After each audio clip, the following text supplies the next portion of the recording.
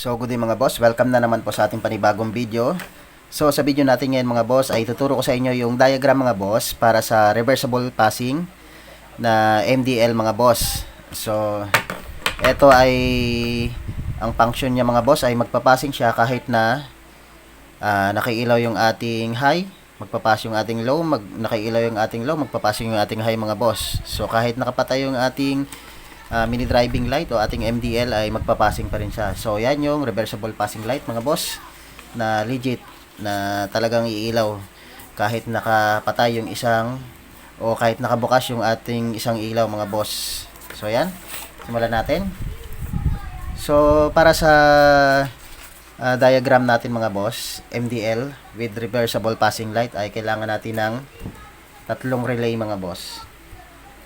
So, drawing tayo dito ng tatlong relay. So, ito yung isang relay.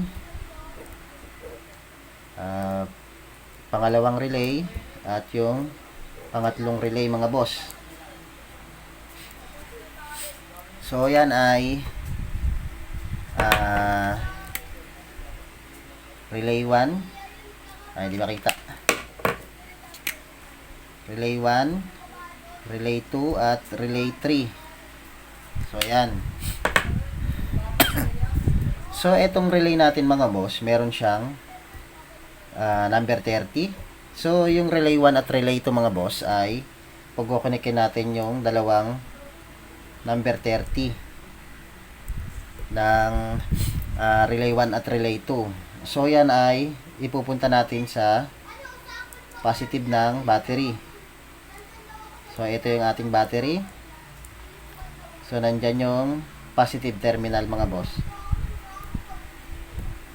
So, etong ating, so number 30 to. 30. So, yung ating number 87, 86, at 85. So, 86 to, at 85. So, dalawa yan ay pagdudugtungin natin mga boss. Ilalagay naman natin yan sa ground o negative terminal ng battery. So, mas maganda siya sa negative terminal ng battery mga boss para mas malakas yung negative na maibibigay niya doon sa ating relay. So, dahil kasi mga boss kapag sa ground is minsan mahina yung binabatong negative supply ng ground natin mga boss, lalo na kung may pintura o may paint yung bakal na paglalagyan natin mga boss. So yan, nakabit na natin yung negative at positive ng ating relay 1 at relay 2. So meron tayo ngayon mga boss na yung ating MDL o yung ating mini driving light. So yan, dalawa yan mga boss. So at yung ating MDL mga boss ay meron niyang negative terminal o negative wire. So ilalagay natin yan sa negative. So pwede nating isama yan dito mga boss sa ating negative terminal ng 86 at 85. So meron din siyang high at low. So meron siyang high at low. So ito yan.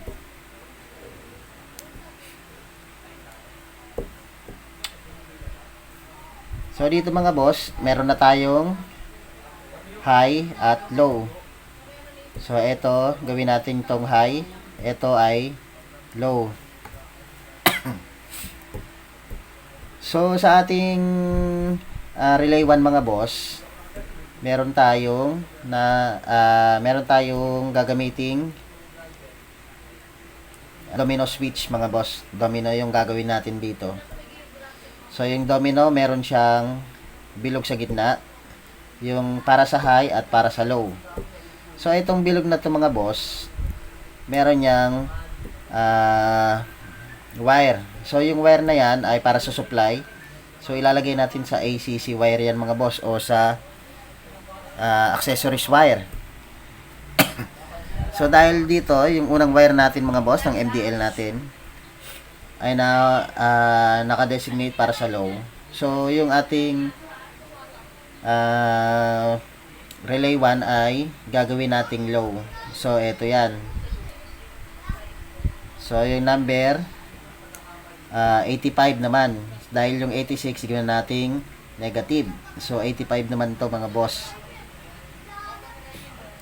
So, yan yung magiging trigger natin para umilaw yung ating low. Low ng ating MDL. So, yung low natin mga boss ay ilalagay natin yan sa number 87. So, number 87 ng ating relay 1. So, ito naman mga boss, yung high naman natin ay ilalagay naman natin siya sa relay 2. So, yan. At, syempre, yung high mga boss ay nakakonect naman siya sa number 87 ng relay 2. So, number 87. So, ganyan siya magpa-function mga boss. So, okay na tayo dito sa MDL, yung function ng MDL. So, pag nag-open tayo ng motor mga boss, automatic magkakaroon ng supply ito eh. So, may supply na to mga boss. Pero, hindi natin gagamitin yung number 87A. So, magkakaroon lang siya ng kuryente mga boss. Iilaw yung ating MDL. Pag once na, pumindot na tayo mga boss dito sa ating tri-switch o yung ating domino switch. So, pag once na susi tayo ng ating motor mga boss, automatic magkakaroon to ng supply. Yung ating ACC. Yung ating domino switch. So, tatakbo lang yung kuryente galing dito sa floating na to mga boss na ACC wire o positive connection papunta naman dito sa low. Kung gusto mo mag-low mga boss, dyan lang siya ko-connect yung kuryente. Pababa dito sa number 85 dahil meron na siyang number 30 mga boss na positive supply at meron siyang 86 na negative supply. Automatic na mga boss na tatawid na yung kuryente dito mga boss. So magko-connect na yung tatlo na yan. So ganyan yung magiging function yan mga boss. Kaya iilaw yung ating low. Yung low ng ating mini driving light. So pag once na pinatay mo yan mga boss, binalik mo sa kabila, automatic bibitaw yan dahil mawawala na ng supply ito. So floating na naman siya dito sa gitna mga boss ng ating domino switch. Pag hinay mo yan mga boss, tatakbo na naman yung kuryente dito. Kuryente dito sa number 2 ng ating relay. So, papalo na naman siya mga boss. Dahil may supply pa rin siya ng number 30 at negative ng 85, number 85. So, pag once na nagkaroon ng supply ito mga boss, na galing sa ACC wire natin, sa ating domino, magkoconnect na naman yan mga boss, yung tatlo na yan. So, papalo na naman dito yung kuryente at pupunta naman sa ating high mga boss. So, ganyan siya magpa-function. So, para saan ba yung number 3 na relay natin mga boss? So, dyan natin gagamitin yung ating passing mga boss. Para sa ating reversible passing. So, eto, meron pa rin siyang gagawin natin itong number 85, number 30, 86, at 87 at 87A mga boss. So 87A, gagamit na tayo ng 87A. So dito mga boss, yung ating 30, dito muna tayo mga boss sa number 85. So ilalagay natin siya sa negative. Pwedeng sa negative ng battery, i-connect na rin natin siya sa negative ng battery, o pwedeng sa ground mga boss. Pero mas maganda talaga na nako-connect siya sa battery natin. So, ito number 30 mga boss. Dito natin ilalagay yung ating momentary switch. So, yan. So, yung ating momentary switch mga boss ay nakakonect naman yan sa ACC. So, once na nagsusi tayo, automatic na naka-float dito mga boss yung kuryente. So, hindi siya pupunta dito agad-agad dahil magkakaroon lang, tatawid lang yan mga boss. Pag once na pumindot tayo, dito sa switch natin. So momentary switch yan. So itong number 87A mga boss ay ilalagay natin sa high. So i-connect natin sa high. So yung ating high mga boss ay nakakonect dito. So yan. At yung ating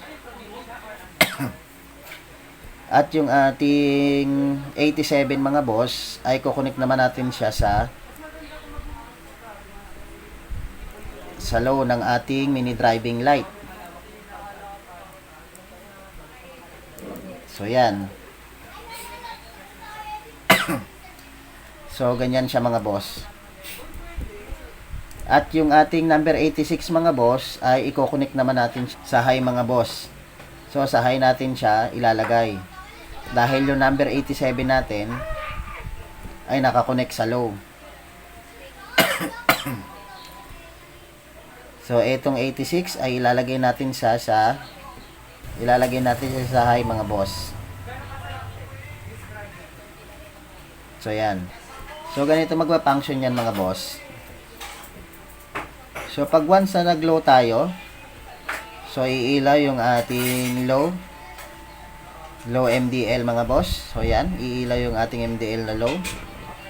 So pagka ilaw niyan mga boss, dito papalo siya rito sa sa ating 87. So papalo siya dito sa 87 mga boss. Ang gagawin natin ay lalagyan natin ng diode yan mga boss. So yung diode natin ay nakaturo dito yung black mga boss para yung kuryente ay hindi papasok dito mga boss, kasi dahil pag pumasok yan mga boss pwedeng pumunta dito yung ating kuryente at iilaw din yung ating high. Maging ito mga boss, yung ating 87A ay lalagyan din natin ng diode mga boss, so para ma-block niya yung kuryente. So pag umilaw yan mga boss, nag-low tayo, so iilaw yung ating low. Yung kuryente ay hindi tutuloy dito mga boss dahil naka-block siya. So yan. So nakailaw yung ating low. Pag once na nag-trigger tayo mga boss ng ating passing light, ang magko-connect ay yung ating 87A. So meron na siyang 30 at 85. So magpapassing yung ating high dahil nakakonect yung ating 87A na connect dito sa high. So habang nakailaw yung ating low mga boss, ay pwedeng umilaw yung ating high mga boss dahil dito sa momentary switch, dahil meron siyang 30 at 85. So magko-connect siya. So magko-connect tong dalawa na to mga boss. So yan. Meron na siya, tapos papalo siya dito sa number 87 mga boss. Tatawid siya dito. Habang nakailaw yung ating low, tatawid siya dito mga boss. So yan, iilaw yung ating high mga boss habang naka-low tayo. So yan. So pag once sa pinatay natin yung ating low mga boss, automatic. Pinatay natin yung ating low. So igigit na natin yung ating domino switch. So mamamatay yan, mawawalan ng connection. So pinalo naman natin sa high mga boss. So yan, umilaw naman tong ating high dito sa relay 2. So yan, papalo siya dito, paangat dito mga boss. So yan, papalo siya dito. So yan, tatawid siya dito sa number 87. So papalo siya dito, aangat naman siya dito mga boss. So yan, iilaw naman yung ating high. So dahil meron na supply yung mga boss, meron siyang supply dito, tumawid na yung ating kuryente dito mga boss dahil nakakonect siya sa high na galing sa domino switch mga boss. So naka-flow siya dito mga boss, yung kuryente dito sa number 86. So meron na siyang positive supply mga boss at meron siyang negative supply galing dito sa 85. So naka-block lang siya, naka-float lang siya. Habang hindi tayo pumipindot dito mga boss, ay hindi ilaw yung ating passing. So dahil meron siyang 85 at 86, negative and positive. So pag once na napasukan natin itong mga boss ng kuryente galing sa ating ACC, pag pumindot tayo ng passing light mga boss, ang magko-connect ay hindi na yung ating 87A na high. So dito na siya ko-connect mga boss. So dito na siya ko-connect. So yan. Diyan na siya ko-connect sa number 87. So habang nakailaw yung ating high, so pag once na nag-trigger tayo dito mga boss, pumindot tayo, dito na siya papalo sa number 87 at pupunta siya rito sa low mga boss. Habang nakailaw yung ating high, ay iilaw naman, magpapasing naman yung ating low. Dahil nakakonekta yan sa ating low mga boss. So yan mga boss. Yan yung reversible passing. So halimbawa, nakapatay yan mga boss. So nakapatay yung ating mini driving light. So nakagitna tong ating domino. So magpapasing ba siya mga boss? So magpapasing siya mga boss dahil kahit na walang supply to, yung itong 86, meron na tayo negative. So wag once na napasukan to mga boss, pumindot tayo sa momentary switch natin. So magkakaroon to ng supply na positive. Ang magko-connect mga boss ay itong 87. At iilaw yung ating high mga boss. So iilaw yung ating high habang nakapatay yung ating mini driving light o yung ating MDL. So ibig sabihin mga boss, kahit nakapatay yan, nakapatay yung ating low, nakapatay yung ating high, ay magpapasin pa rin siya dahil dito sa negative and positive. So tatakbo siya dito sa 87A. So pag once na nakailaw yung ating low, magpapasing pa rin siya dahil yung ating low. So yan, magpapasing pa rin siya dahil dito nga sa 30 at 85. So magpapasing pa rin siya dahil connected yan sa ating high ng ating mini driving light habang naka-low tayo mga boss. So pag naka-high, automatic mag-iilaw pa rin yung ating low. So yan, dahil magkakaroon ng supply to. Etong tatlo na to, 86, 85 at 30. So pag once nag-trigger tayo dito, automatic tatakbo yan dito mga boss. At magpapasing naman yung ating high mga boss. So yan. Yung ating low. So yan mga boss.